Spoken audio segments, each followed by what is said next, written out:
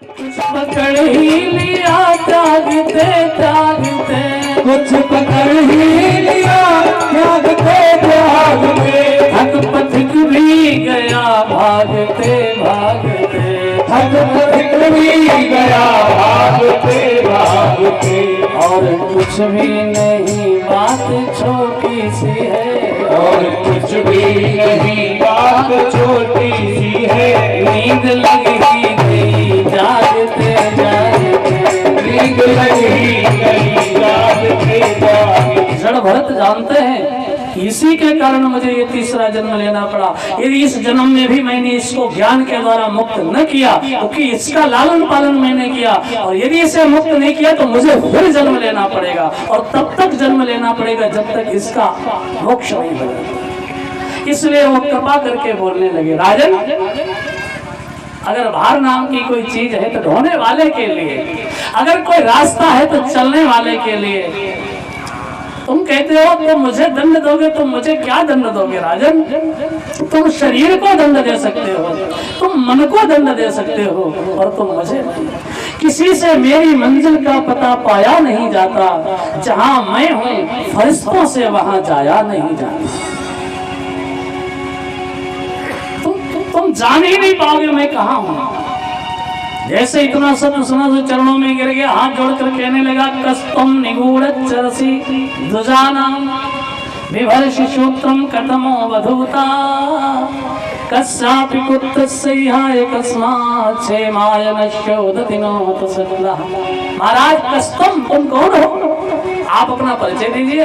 आपके इन मर्माहत वचनों को सुनकर मेरा हृदय का अज्ञान अंधकार नष्ट हुआ जा रहा है। महाराज आप कोई अवधूत लग रहे हैं, कौन है आप? लगता है आप हमारे गुरुदेव कपिल भगवान हैं, मेरी परीक्षा लेने के लिए यहाँ पर आए। योगेश्वराणाम गतिमंद बुद्धि कतम विचक्षित गृहानुबंधा। हम तो गृहस्थ हैं, हम आपकी गति को क्या जाने कि तुम राम, या तो तुम साक्षात परमात्मा हो, कि तुम राम दीन अनुरागी, आयो मोहि करन बलभागी, आयो मोहि करन बलभागी। कि तुम राम दीन अनुरागी, कि तुम राम दीन अनुरागी, आयो मोहि करन बलभागी, आयो मोहि करन बलभागी, आयो मोहि करन बलभागी, आयो मोहि करन बलभागी। महाराज मैं आपकी था नहीं पा रहा हूँ, आपका शरीर ऐसा है, न राही न रहबर न हक में हवाएं, है कश्ती भी जर्जर ये कैसा सफर है। शरीर भी जर्जर है, साथ में कुछ सामग्री भी नहीं दिखती, यहाँ तक कि केवल यज्ञोपवीत से लगता है कि आप ब्राह्मण हैं। कोई चिन्ह वही है नहीं आपके पास, न राही न रहबर न हक में हवाएं, है कश्ती ये जर्जर ये कैसा सफर है, कैसी यात्रा है। मानो जड़ भरत ने कहा हो, राजन अलग ही मजा है फकीरी का अपना, न पाने की चिंता न खोने का डर है। कुछ है ही नहीं, न पाने की चिंता न खोने का डर है। यही तो ज्ञान संपन्न महापुरुष का लक्षण है। संसारी जीव को पाने की लालसा है और खोने का डर है। आपने देखा ब्राह्मण जब संकल्प पढ़ते हैं ना तो आपसे क्या कहते हैं? अप्राप्त लक्ष्मी प्राप्त अर्थम। अप्राप्त लक्ष्मी, जिसे तुम अभी तक प्राप्त न कर सके हो वो लक्ष्मी तुम्हें प्राप्त हो जाए। अप्राप्त लक्ष्मी प्राप्त अर्थम। और दूसरी बड़ी बात क्या कहते हैं? प्राप्त लक्ष्मी बोले चिरकाल संरक्षणार्थम। अजीब बात है, जो प्राप्त ही नहीं है वो तुम्हें कैसे मिल जाएगी, और जो प्राप्त है वो चिरकाल। वो तो नारायण के पास भी चिरकाल नहीं रहती तो तुम्हारे पास चिरकाल क्या रहेगी? अप्राप्त लक्ष्मी प्राप्त अर्थम। प्राप्त लक्ष्मी चिरकाल संरक्षणा, तो आज भी इसी में लगा है। वो समझता है कि जो मिला है वो चिरकाल संरक्षणार्थम। चिरकाल तो शरीर भी नहीं रहेगा। जड़ भरत जी ने समझाया, राजन कथा तो मैं बहुत संक्षेप में हूँ। उसने कई तर्क दिए थे। अपो विदा को विदवादिष्य तो नाथ विदा न सूर्यो ही व्यवहार में। राजा तू बड़ा अभिमान करता है ना कि मैं राजा हूँ, तुझे पता मैं कौन हूँ? अहम पुरा भरतो नाम राजा, मैं पुराने समय में भरत नाम का चक्रवर्ती सम्राट था। ये सारा भरतखंड मेरे ही नाम पे है। अहम पुरा भरतो नाम राजा, विमुक्त दुष्टा सत्संग बंधा, आराधनम भगवद ही मानो, लेकिन मृगो भवम, मुझे मृग बनना पड़ा। क्यों? मृग संगावदारता, संग के कारण आसक्ति लगाओ। ये चार मृत्तिका के पुतले संचलनशील दिखलाते हैं, मिट्टी की बनी पालकी में मिट्टी को लेकर जाते हैं, मिट्टी की बनी पालकी में मिट्टी को लेकर जाते हैं।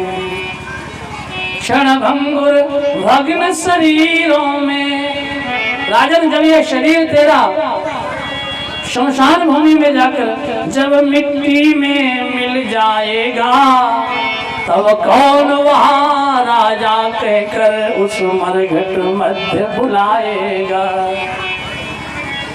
जब कोई मर जाता तो चार लोग लेकर जाते हैं। कबीर बाबा ने कहा, देखो ये मुर्दे को मुर्दे लेकर जा रहे हैं। ये वर्तमान का जो मुर्दा है ना, इसे ये भविष्य के मुर्दे लेकर जा रहे हैं। जो लेकर जा रहा ना कंधे पर, वे भी एक दिन कंधे पर ही जाएंगे। राजन जैसे मिट्टी के घड़े विधि विधि हों, सबके सब जल से भरे हुए। आप मिट्टी के तमाम घड़ों में पानी भर के रख दें, पर जिस घट को अवलोको जाकर मार्तंड दृष्टि में आता है, आप किसी घड़े में देखें झांक कर तो सूर्य उस घड़े के भीतर दिखाई देता है। अब ये बताओ, सूर्य घड़े के भीतर है ऊपर है? ऊपर है। भीतर क्या दिखता है?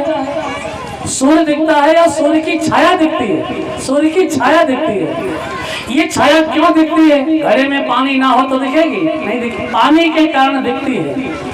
इसी प्रकार जो शरीर है ये घड़ा है, जो मन है शरीर के भीतर, जो मन बुद्धि है, चित्त अहंकार है, यही पानी है। जब ये होता है तो परमात्मा का प्रतिबिंब इन मन बुद्धि पर पड़ता है, तो जीव का निर्माण हो जाता है।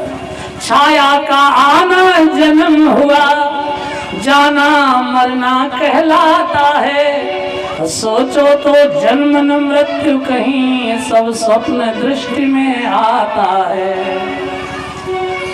आपने देखा, आप सूर्य दिख रहा हो घड़े में और आप घड़ा हिलाएं, ठीक ना? आप घड़ा हिलाएं तो घड़ा हिलाएंगे तो पानी हिलेगा, पानी हिलेगा तो सूरज भी हिलेगा। अब ये बताओ, सूरज हिल रहा है या पानी हिल रहा है?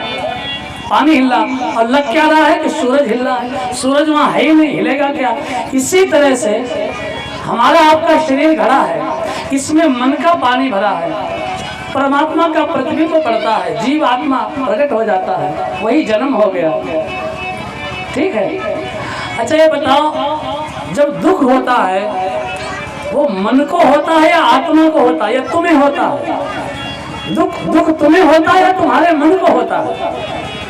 इसलिए आपने देखा, तन और मन ये दोनों आपस में बहुत मिले होते हैं। तन और मन आपस में, जैसे घड़े में जल भरा हो ना, बहुत मिले हैं। अगर आपका मन खराब हो जाए ना किसी दिन, तो तन भी काम नहीं करता है, और किसी दिन तन बीमार हो जाए तो मन भी काम नहीं करता है। दोनों मिले रहते हैं, लेकिन दोनों एक नहीं है, दोनों अलग है। आप कहेंगे ऐसा कैसे होता, दोनों अलग कैसे हैं? भाई तन मन अलग अलग है। देखो, तन को कष्ट होता है, मन को दुख होता है। कष्ट और दुख में अंतर है। कष्ट तन को होता है, दुख मन को होता है। अब आप कहें इसका उदाहरण क्या है? बच्चे को जन्म देते समय शरीर को तो कष्ट होता है, पर मन को प्रसन्नता होती है। एक ही घटना से तन अलग महसूस करता है, मन अलग महसूस करता है।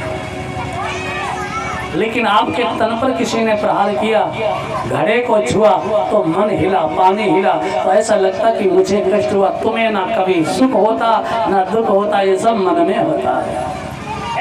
महाराज घड़ा फूट गया, पानी बिखर गया, छाया तो स्थित रहती है, ये आत्मा ही छाया की तरह।